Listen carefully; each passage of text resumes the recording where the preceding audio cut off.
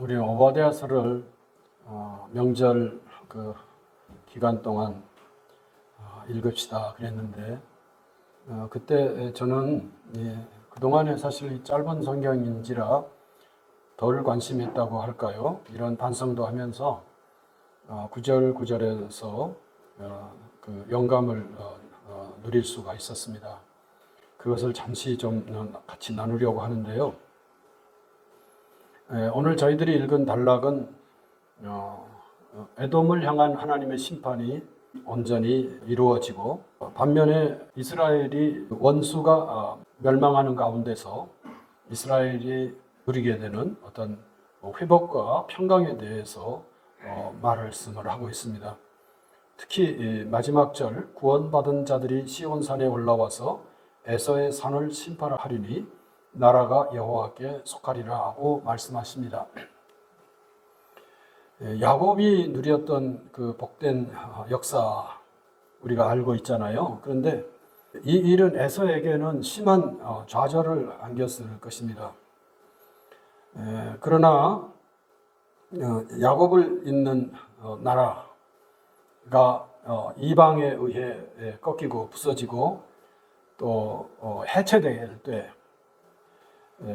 에서는 그가 해서는 아니 될 일이 있었다고 하는데 그게 오바댜서에 나타나고 있습니다. 12절에 보면 내가 형제의 날 곧 재앙의 날에 방관할 것이 아니며 유다 자손이 패망하는 날에 기뻐할 것이 아니며 그 고난의 날에 내가 입을 크게 벌릴 것이 아니며 라고 말씀합니다.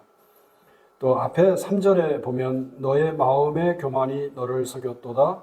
바위 틈에 거주하며 높은 곳에 사는 자여 누가 능히 나를 땅에 끌어내리랴 이렇게 자만했다고 말합니다. 이 내용들을 보면 이제 야곱 에서가 형제였지 않습니까? 그리고 이 형제 간에 이제 갈등이 생겨서 야곱이 이제 먼 곳으로 떠났고 에서는 이제 아버지로부터의 그 남은 분복을 누리면서 그렇게 양 가문이 이제 번성해져 갔는데 우리가 아는 것처럼 야곱의 후손들이 즉 이스라엘 나라를 이제 형성할 수 있었는데 그 나라가 이제 해체되고 있었을 때를 말하는 것입니다.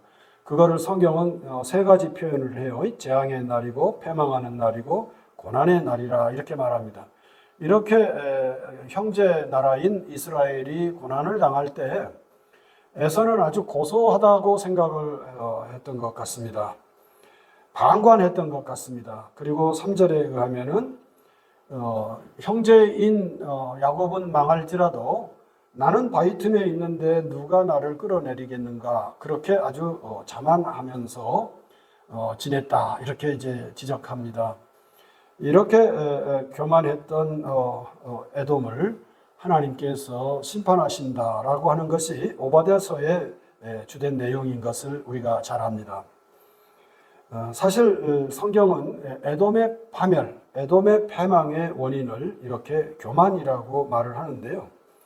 잠언 16장 18절은 참 유명하지요. 교만은 패망의 선봉이요 거만한 마음은 넘어짐의 앞잡이니라 이렇게 말씀하고 29장 23절은 우리가 잘 기억하지 못하는데 그 내용 또한 아주 뜻깊습니다. 사람이 교만하면 낮아지게 되겠고 마음이 겸손하면 영예를 얻으리라고 말씀합니다. 이렇게 겸손하고 교만하고의 차이가 얼마나 그 극적인지를 잠언 지혜서는 우리에게 일깨워 줍니다. 이제 에돔은 끝에 이르렀습니다. 패망에 이르렀습니다. 그리고 이스라엘은 회복해서 이기는 자리에 앉는다라고 하는 말씀. 이것이 오늘 오바댜서의 결론입니다. 오바댜서를 통해서 듣는 말씀의 요지는 무엇입니까? 다시 한번 말씀드립니다마는 이스라엘이 끝내 이긴다는 말씀입니다.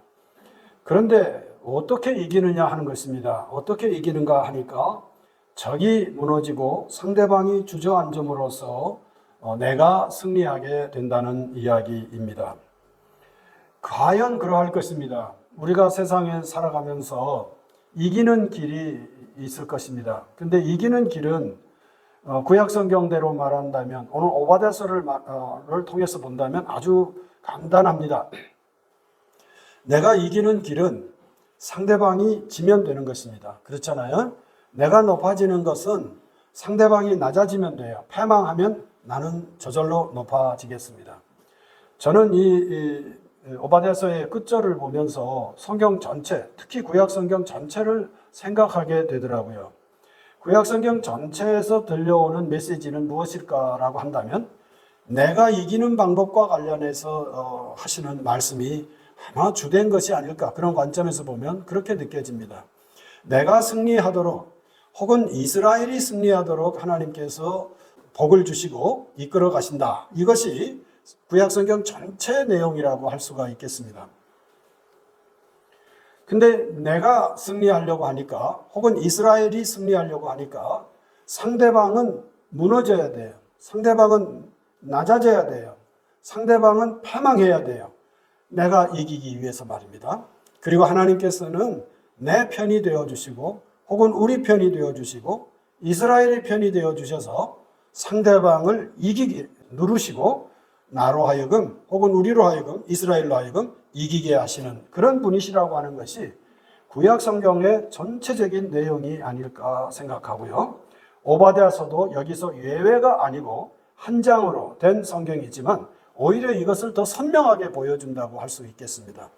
야곱과 에서는 창세기에 보면 형제이지만 그리고 그 이후의 역사를 통해서 보면 각기 민족을 이루고 나라를 이루어 살고 있습니다만은 그래서 서로 갈등을 해요. 서로 갈등을 하는데 결국은 에돔은 하나님께서 심판에 이르게 하시고 이스라엘은 회복이 되어 승리하게 될 것임을 이렇게 말씀하십니다. 오바댜서를 통해서 듣는 에돔의 패망, 에돔의 실패의 그 원인은 말씀드린 것처럼 교만이었던 것입니다.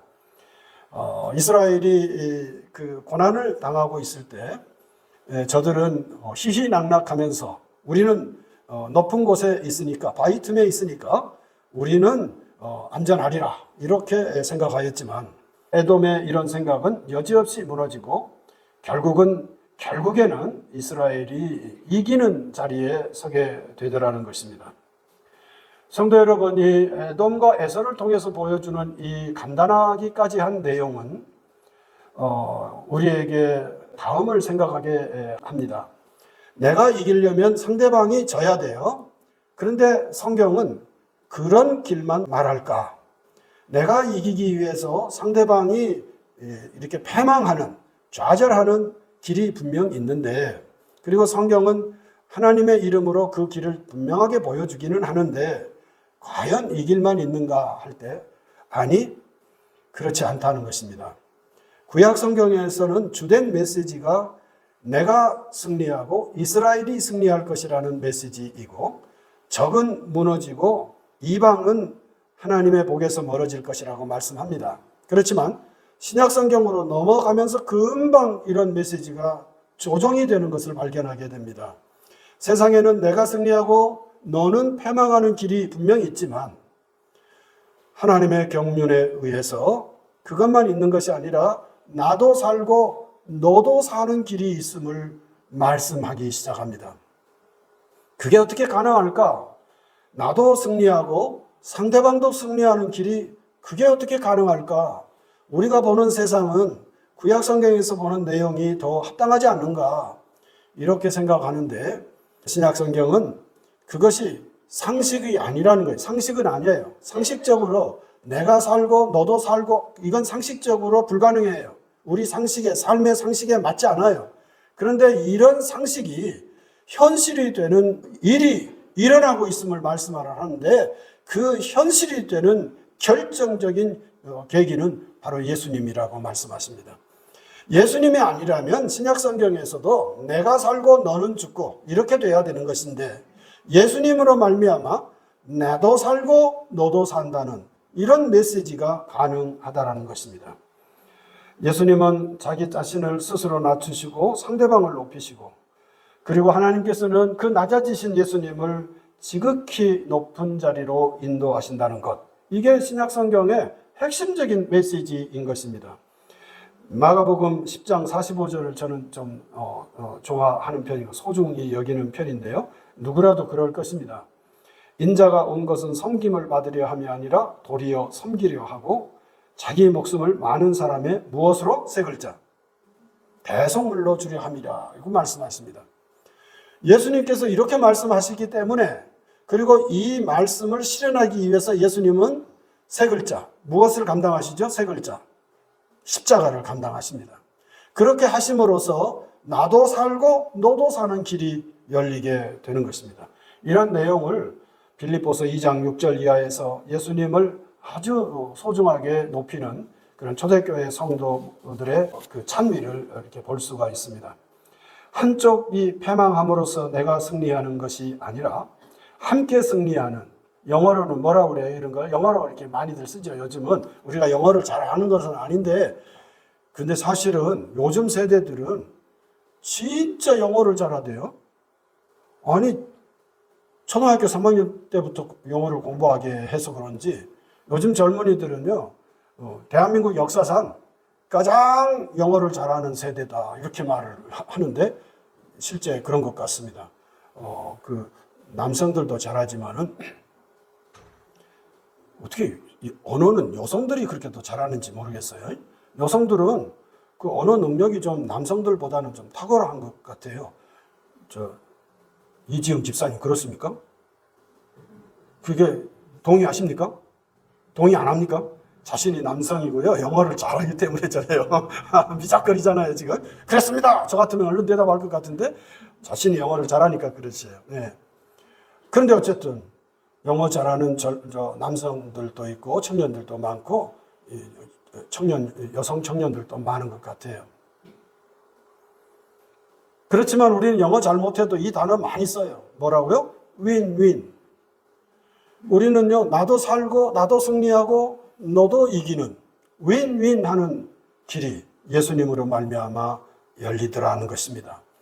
우리는 구약 성경을 통해서 내가 살고 너는 지는 그런 방식에 익숙해져 있는데, 신약에 와서 예수님으로 말미암아 더불어 함께 윈윈 하는 놀라운 세상을 우리가 주목하게 되고요. 이것을 우리가 마음에 품고 살아가는 것입니다. 저는 요한계시록 22장에 보면 정말 새로운 세상이 열리잖아요. 21장에서는 그 새로운 세상을 세 마디로 표현하지요. 새 하늘, 새 땅, 새 예루살렘. 네, 이 세 마디가 우리가 신앙인으로서 저 역사의 종국에서까지 품어야 할 내용이고, 그 종국에 결국은 이루어질 내용으로 이렇게 정리를 하고 있는데요. 요 새 하늘, 새 땅, 새 예루살렘에 들어가게 되면 그곳에서 마주치는 놀라운 광경을 보게 되는데, 그 놀라운 광경은 모든 존재들이 다 자기의 존재감을 확인하면서 함께 살아가는 멋진 세상임을 알게 하십니다. 근데 거기에 보면 특이한 게 있어요. 생명강이 열리고 강 좌우에 달마다 이상하게 그 세상에서는 달마다 1년에 한 번이 아니라 달마다 꽃을 피우고 열매를 맺고 그러는데, 그 아름다운 세상에 없을 것 같은 내용이 하나 있어요. 그게 뭔가 하면 만국을 치료하는, 잎사귀로는 그 열매가 연결해서 아마 생명들이 그것을 누리게 될 것이겠습니다만은, 그 잎사귀는 만국을 치료하는 치료제라는 표현이 아주 눈길을 끌어요. 그때 무슨 치료할 게 뭐가 있을까? 그 세상 모든 것이 다 온전하게 수렴이 된 그 아름다운 세상인데 그곳에 무엇을 치료한다는 말인가, 이런 생각이 드는 것입니다. 그렇지만 아마 저는 그 새하늘, 새 땅, 새 예루살렘의 천국 시민이 되려고 하면 치료가 되어야 할 부분이 있다는 뜻인 것 같습니다. 치료받고 그 생명 세상에서 영혼을 향유하게 될 터인데, 무엇을 치료할까? 우리 이은경 권사님은 그 담석을 치료해야 되는 말이에요. 이 담도라는 거 있잖아요. 간에서 이렇게 나오는 그런 담즙이 나오는 줄기라고 그러잖아요. 그런데 이 돌멩이가 담도에 들어있는 것도 엄청난 문제고요. 그러나 이제 더 상상하기 어려운 일인데 그 간에 돌이 박혀 있으면 아마 의사 선생님들이 치료하기가 더 어려운 것 같습니다. 말씀드렸던 것처럼 우리 춘천에 있는 두 대학에 그 정밀한 시술 혹은 수술을 해낼 수 있는 의사 선생들이 다 떠나버렸다는 거예요. 이게 말이 됩니까? 대학병원인데 이게 말이 안 되는 거예요. 그런데 빨리 이게 되기를 빕니다. 그런데 그 담도에 들어있는 돌을 치료하고 그 새하늘 새 땅 새 예루살렘에서 하나님 어린 양 예수님으로부터 오는 생명을 누리게 된다는 것입니다. 그것도 치료해야 될 거예요. 우리 이상빈 형제는 오늘 이 조절을 잘 못해서 집에 갔어요. 그것도 치료해야 돼요. 치료할 게 얼마나 많겠어요. 그런데요, 저는 하나님께서 마지막으로 점검하시는 것이 있으리라고 생각합니다. 이 다른 육신의 어떤 것들은 다 치료됐다고 합시다. 그래도 이게 치료가 안 되면 그 나라의 생명을 누리지 저는 못하리라고 믿습니다. 하나님께서, 이건 성경에 없는 얘기지만 우리가 성경 전체를 헤아리면서 생각할 수 있는 것이라서 지나치게 강조하면 조금 잘못될 수 있지만 그렇다고 해서 무시해서는 안 되는 이 묵상이라고 생각합니다. 그것은 뭔가 내가 승리하는 길은, 내가 잘 되는 길은, 내가 살 수 있는 길은 네가 잘 못되고 네가 지고 네가 무너지고 이런 생각을 가지고 있다면 그 생각은 기필코 고쳐져야 주님의 나라에 이르를 것이라는 묵상 말입니다. 구약 성경에 아주 지나치게 익숙해져 있던 이스라엘은 이것을 지금까지 고치지 못하고 있습니다. 이스라엘의 주된 유대인들은 지금도 내가 승리하기 위해서 내가 져야 된다. 야곱이 이기기 위해서는 에돔이 무너져야 한다. 성경에 있지 않습니까? 우리는 그것을 믿습니다라고 생각하기 때문에 유대인들은 모든 것을 받아들입니다. 유대인들처럼 첨단 문명을 과시하며 사는 민족이 없을 정도입니다. 유대인은 세계의 주요한 것들을 움직이는 민족이라고 그러잖아요. 그런데 그들이 지금 마지막까지 받아들이지 않는 딱 한 부분이 있죠. 그게 무엇입니까? 바로 예수님입니다. 우리는 예수님으로 말미암아 나도 살고 너도 산다라고 생각하는데 유대인은 우리가 살기 위해서는 너는 무너져야 한다고 성경에 되어 있지 않느냐, 이것을 꽉 붙들고 있기 때문에 그들에게 예수님을 맞이할 수 있는 공간이 생겨나지 않고 지금까지 그 역사를 이어오고 있습니다. 교우 여러분, 주님의 나라에 이르는 천국 시민은 이런 승자 독식의 방식에서 벗어난 치료받은 시민임을 기억하시기 바랍니다. 내가 살기 위해서라도 당신이 살아야 합니다라고 말할 수 있는 사람, 하나님께서 우리를 그렇게 고쳐주시고 고쳐진 주님의 사람들이 새하늘 새 땅 새 예루살렘의 주역이 될 것임을 우리는 믿습니다. 이 믿음으로 또 한 주간의 삶을 잘 감당하시기를 빌고 이 믿음으로 문상을 다녀오려고 합니다. 장준원 집사님 가족에게 이 메시지를 전하고 이미 자신들은 지니고 있기는 있지만 그리고 확인하고 고백하고 오려고 합니다.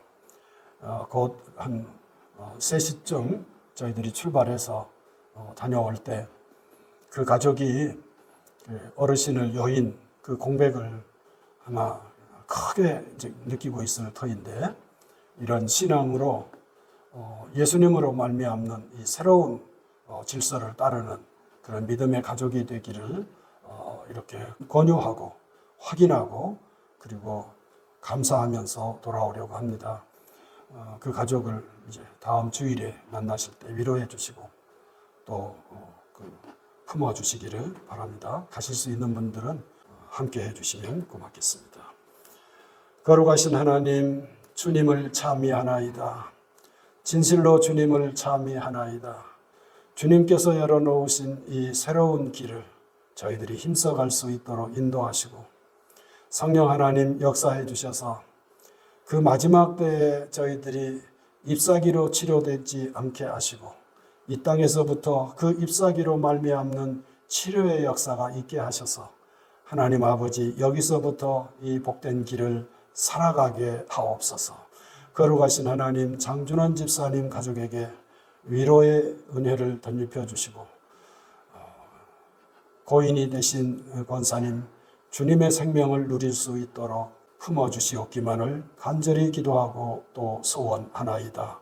거룩하신 하나님 아버지, 이 추운 날씨 속에 모든 성도가 주님을 앞세워 이기며 또 한 주간의 삶을 감당할 수 있도록 이끌어 주시옵기만을 간절히 비옵고 주님을 의지하오며 예수님의 이름으로 기도하옵고 성부, 성자, 성령 삼위일체 하나님의 거룩하신 사랑이 찬미를 따라 세상으로 나아가며 막바지 추위를 이기며 새로운 계절을 기대하는 우리 모든 성도 위에 영원히 함께 하옵시기를 간절히 축원합니다. 아멘.